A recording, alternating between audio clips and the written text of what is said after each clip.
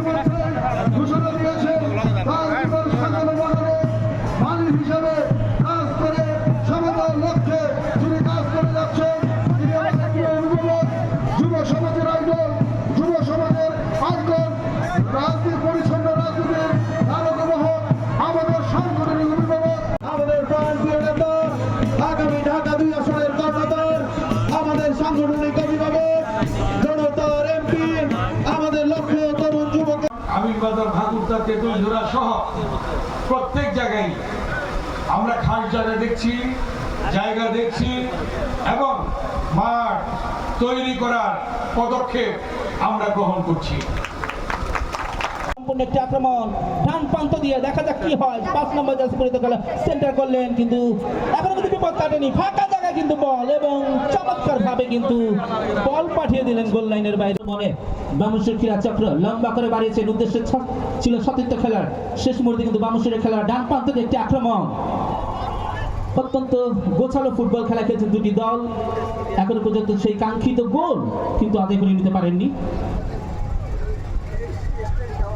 আবার কিন্তু বল চলে গেল 500 রেখার বাইরে। শহীদ জিয়া স্মৃতি ফুটবল টুর্নামেন্ট অনুষ্ঠিত হচ্ছে।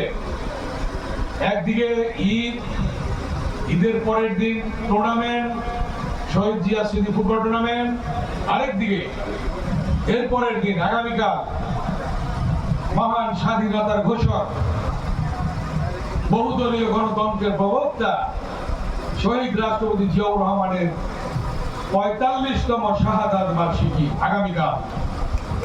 এই 3টি কর্মসূচি একইভাবে পরপর পড়ে গেছে।